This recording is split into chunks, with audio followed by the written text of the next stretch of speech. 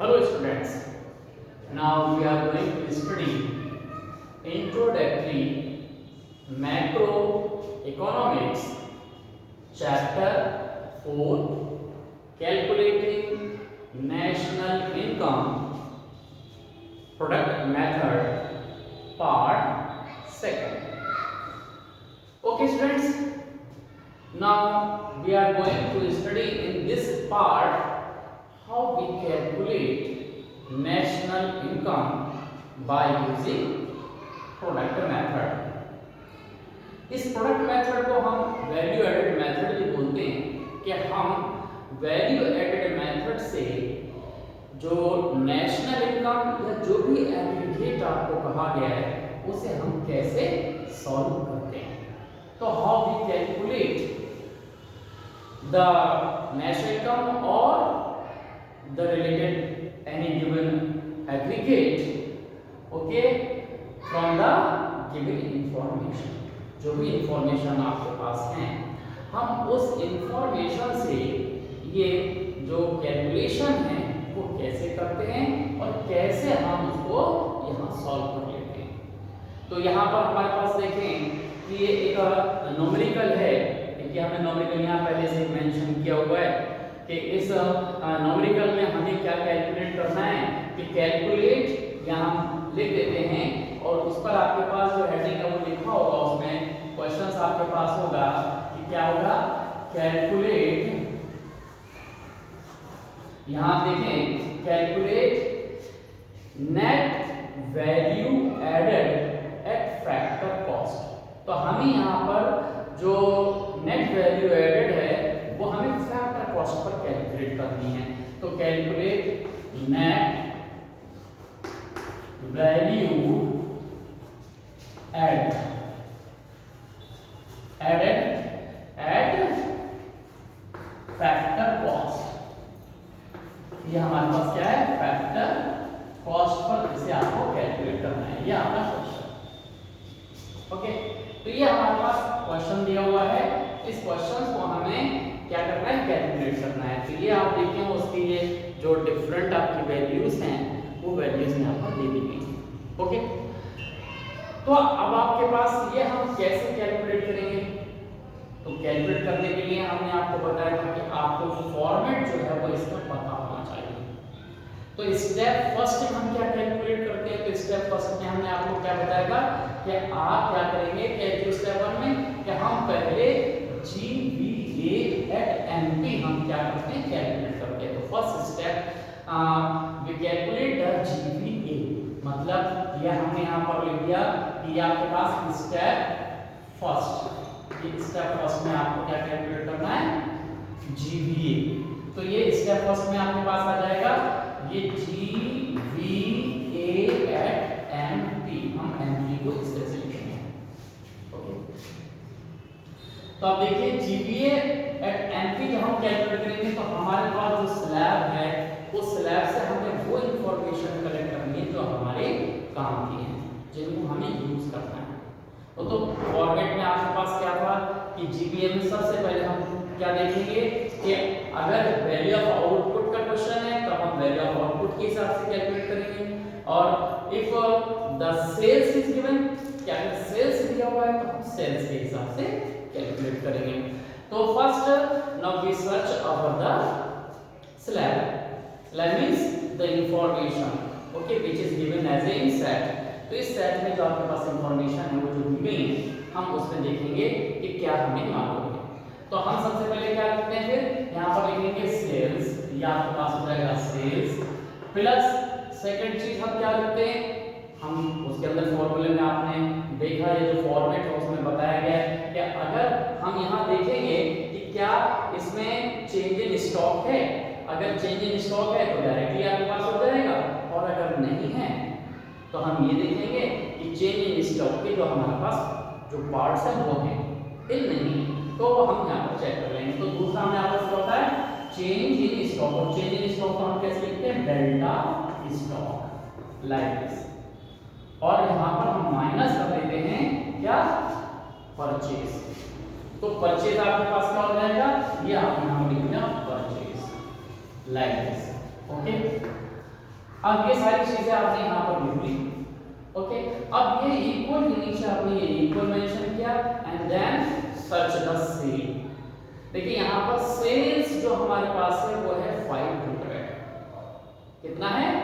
500। ये आपके पास सेल्स दीजिए, सेल्स अभी 500, तो हम इस सेल्स को यहाँ पर यूज करेंगे।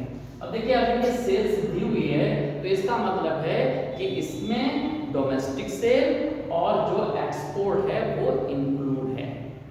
अगर यहाँ पर क्या लिखा होता है डोमेस्टिक सेल या सेल टू हाउस होल्ड, तब हम उसके अंदर क्या सर्च करते? एक्सपोर्ट भी सर्च करते, एक्सपोर्ट भी हम यहाँ पर नोट करते। लेकिन यहाँ एक्सपोर्ट नहीं दिया गया है, सेल्स दिया गया है, तो हमने यहाँ पर केवल सेल्स लिख देना है। ओके, तो ये सेल्स हमारे पास कितना हो गया? ये है आपके पास 500 लाइक दिस। ओके, अभी हमारे पास 500 हो गया। अब चेंज इन स्टॉक प्लस करेंगे, चेंज इन स्टॉक। अब चेंज इन स्टॉक यहाँ पर क्या है? नहीं दिया गया है, change in stock is not given. Then we use the formula hobby calculator change in stock. तो change in stock means closing stock, ये देखें closing stock minus opening stock. Okay, यहाँ हम शॉर्ट में लिख रहे हैं, स्टॉक में नहीं लिखा, ये आप लिख लेंगे स्टॉक। तो क्लोजिंग माइनस ओपनिंग स्टॉक। तो देखिए यहाँ पर ओपनिंग स्टॉक है 60 और यहाँ क्लोजिंग स्टॉक है 80। तो हम इसे कैलकुलेट कर लेंगे। तो ये हमारे पास क्या हो जाएगा? यहाँ पर लिख लेंगे। और यहाँ माइनस क्या है? परचेज। तो परचेज का मतलब आप देखिए परचेज ऑफ, देखिए पूरा हमने नहीं लिखा हुआ है, क्यों? क्योंकि आपके पास बहुत ज्यादा स्पेस चाहिए। तो यहाँ हमने परचेज और पूरा क्या लिखा? Purchase of raw material. Purchase of raw material है तो इसका मतलब है कि जो रॉ मटेरियल में जितना भी खर्चा हो दिया गया है, अगर परचेज ऑफ रॉ मटेरियल है और इसके बाद कहीं परचेज ऑफ मशीनरी है तो वो नहीं लेंगे, क्योंकि रॉ मटेरियल आपका इंक्लूड जब है आपके पास तो रॉ मटेरियल में ही मशीन आ जाती है। ओके, तो परचेज आपके पास कितना है? परचेज है आपके पास 350।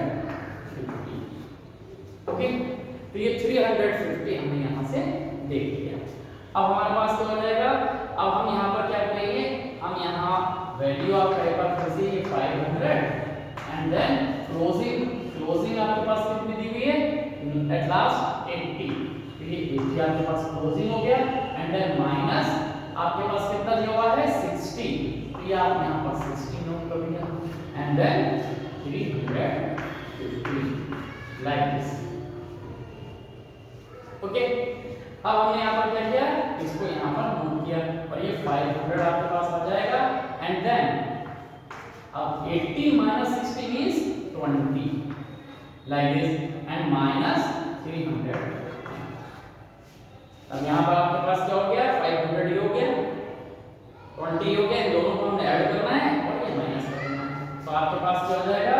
ये हो जाएगा 520। तो ये आपके पास हो जाएगा 520 माइनस 350।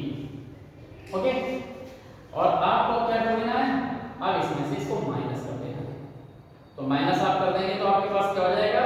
ये 0 में से आप माइनस कर देंगे 0 एंड देन ये आपके पास क्या हो जाएगा? 12 में से 5 माइनस 7 आ जाएगा यहाँ पर और ये 4 रह गया, यहाँ पर क्या हो जाएगा? यानी 4 माइनस 3 इट मीन 1। तो 170 और ये क्या वैल्यूज हैं? करोड़ में है, ये 170 करोड़। देखिए ये जो कैलकुलेट किया है स्टेप फर्स्ट में हमने कैलकुलेट किया जीवीए एट एनपी, जबकि आपको क्वेश्चन में क्या पूछा गया है? Factor cost. कौन सी? Net value added factor cost. तो पहला स्टेप में आपको क्या करना होता है? जीवीए। तो जीवीए आपने कैलकुलेट किया। अब सेकंड जो स्टेप है इसमें आपको करना है net value added at FC. और नेट वैल्यू एडेड एफसी अगर हम इसको शॉर्ट में लिखें तो ये जो सेकंड स्टेप है आपके पास क्या आ जाएगा? स्टेप सेकंड जो हमारे पास है वो कन्वर्जन का आपके पास रहता है। तो ये आपके पास आ जाएगा net value added at FC. ये एफसी आपके पास, ये एफसी हम इसे लिखेंगे, ये हमें निकालना है। और हमने क्या चीज निकाल दी है आपको, अभी हमने क्या निकाल दिया है, व्हाट, ये कैलकुलेटेड क्या क्या क्या है, हमने जीवीए कैलकुलेट किया है। तो जो हमने कैलकुलेट किया है वो उसके सामने लिख दिया, ये आपने लिख दिया GVA at M, GVA at M, ये रहा आपके पास। ओके, अब आप देखिए कन्वर्जन का स्टेप कहलाता है। तो कन्वर्जन के स्टेप में आपके पास क्या है, ये है जी, हमारे पास क्या आइडेंटिफाई कर रहा है, जी क्या करता है, gross, we know the gross, gross हमें मालूम है क्योंकि ग्रॉस वैल्यू एडेड है। तो ग्रॉस इसमें है, हमें कैलकुलेट करना है नेट, क्योंकि फर्स्ट वो हम फर्स्ट से ही चेक करेंगे। तो ये आपके पास क्या हो गया, ये जो हमारे पास है इसे कन्वर्ट किसमें करेंगे, हम करेंगे नेट। तो ये आपके पास देखिए हमने नेट में इसको कन्वर्ट किया। तो नेट में कन्वर्ट करने के लिए ग्रॉस का और नेट का कन्वर्जन किससे होता है, डेप्रिसिएशन से। ओके, तो डेप्रिसिएशन हम यहाँ पर क्या करेंगे, अब ये भी देखना है कि ग्रॉस क्या है, ग्रेटर है या नेट ग्रेटर है। तो इसका मतलब है कि ग्रॉस जो है हमेशा ग्रेटर होता है, तो ग्रेटर से स्मॉलर में जाना है आपको।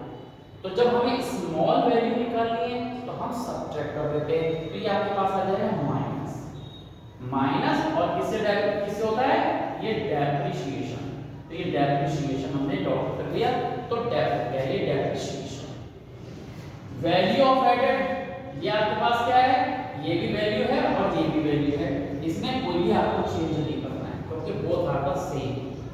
ओके, अब ये एडेड है, ये भी एडेड है, इसको भी नहीं चेंज करना होता है, एडेड भी चेंज होता है। अब चेंज क्या होगा, केवल एमपी और एफसी।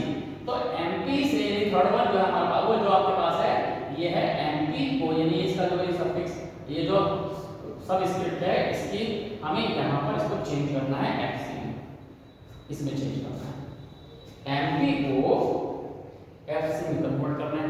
तो अब हमारे पास क्या होगा, एमपी ग्रेटर है और यहाँ पर ये क्या है, एफसी आपके पास। तो एफसी आपके पास क्या हो जाएगा, ये छोटे वैल्यू होगी और एमपी बड़ी होगी, तो बड़े से छोटे पे जाने के लिए एक बार फिर से आपको सोचना पड़ेगा कि क्या करेंगे।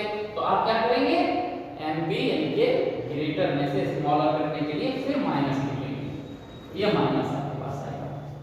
ये जो आपका कन्वर्जन है ये बहुत अच्छी तरह से करना है, क्योंकि इसमें केवल आपको प्लस और माइनस ही करना होता है कन्वर्जन में, और आपका सब कुछ उस स्लैब से दिया होता है, और जो वैल्यू कैलकुलेट करनी है फर्स्ट स्टेप से उसे यूज करना होता है।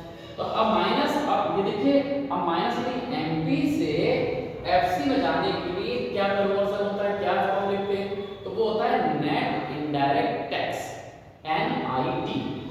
अब एनआईटी हमने यहाँ पर लिखा, देखिए एनआईटी, ये एनआईटी। अब आपके स्लैब में आप देखें ये सारी चीजें आपके पास आ गई, आपका एक कन्वर्जन आपको समझ में आ गया कि ये हमने क्या किया, इसको हमने यहाँ से ये चेंज करने के लिए एरो लगाए थे। ओके, तो ये आपको समझ में आ गया।